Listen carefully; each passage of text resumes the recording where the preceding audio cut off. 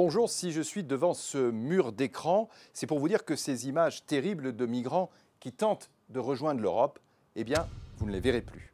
Alors bien sûr, ce serait une bonne nouvelle si ces traversées souvent mortelles n'existaient plus. Seulement, ce n'est pas le cas.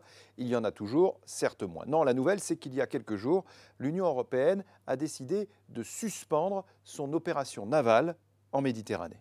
L'opération européenne Sophia a été créée il y a 4 ans pour lutter contre les passeurs des bateaux militaires européens, comme ce navire portugais sur lequel nous étions montés, ont permis de sauver 45 000 vies. Seulement voilà, Sophia, c'est terminé. L'Italie de Salvini n'en veut plus. Et comme il n'y a déjà presque plus de bateaux d'ONG en Méditerranée, eh bien, il risque d'y avoir beaucoup plus de morts. La suspension de la partie maritime de Sophia, ça veut tout simplement dire moins de bateaux en mer pour aller secourir celles et ceux qui se noient. Et ça, c'est en parallèle de toute la campagne de criminalisation qui a amené les bateaux humanitaires à se retirer parce que bloqués. Donc, moins de bateaux en mer, que ce soit la Force Sophia ou les ONG, ça veut dire plus de mortalité.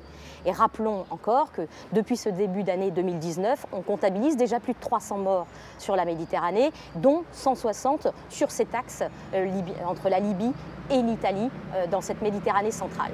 Donc moins de bateaux, c'est moins de chances de les secourir et c'est donc plus de morts. Avec la suspension de l'opération Sophia, l'Europe annonce également qu'elle va continuer à former les gardes-côtes libyens. Problème, ce sont ces mêmes gardes-côtes qui rapatrient par la force vers la Libye des migrants qui vont risquer à nouveau d'être torturés ou violés.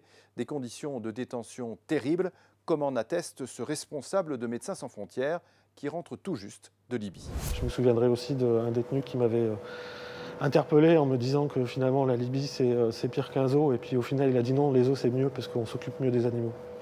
Il y a une surpopulation dans les centres, des centres qui doivent avoir 150 détenus, on se trouve avec 500 détenus. On avait calculé que ça faisait à peu près 1 mètre carré par personne pour dormir.